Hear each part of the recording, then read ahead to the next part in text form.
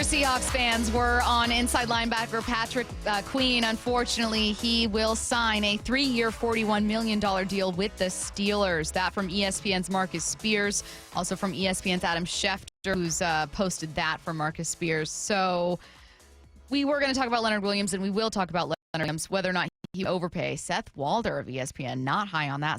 Before we do bump, a quick reaction to Patrick Queen being scooped up by Pittsburgh. Good for you, Patrick. Yeah, good for you, man. Never hate on the man making moves. Would love for you to be here, but it's I was relying on that relationship with Mike McDonald to kind of be the deciding factor.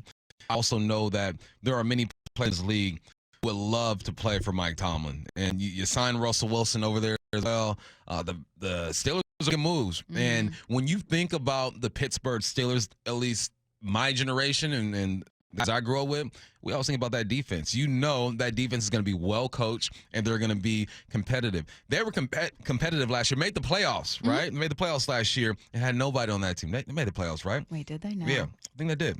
Anyway, competitive last year, and Tomlin always does a lot with the little. Yeah, lost to the Bills in the first round, 31-17.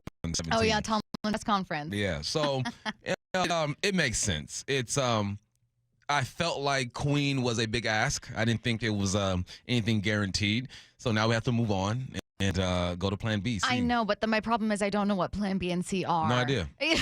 That's where I'm stuck. And thankfully, John Schneider and Mike McDonald and all those guys know, and they've already had their sights on what. And who knows if they even wanted Patrick Queen in Seattle. It just made so much sense to me and to so many Seattle fans. I mean, the number one name we have seen on the Mac and Jack's text line was Patrick Queen. Right. What about Patrick Queen?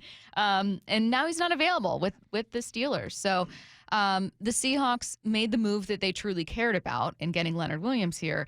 They still have a giant gap right in the middle of their defense with no Bobby Wagner.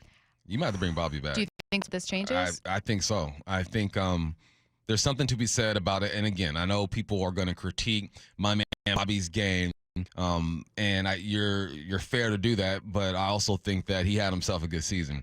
And when Patrick Queen is off the board, the next guy you're looking at could be a Levante David, but he's up there in age as well. Bobby's up there in age. Sometimes just being comfortable and knowing what you're going to get out of a guy kind of leads you to do some things that the public opinion doesn't really agree with. So because Patrick is now off, I'm looking at Bobby and I'm saying, all right, man, go ahead and get somebody you know that you can rely on for the most part and fill in the gaps after that. From the 907, we couldn't do 3 at 41. What the heck is John doing?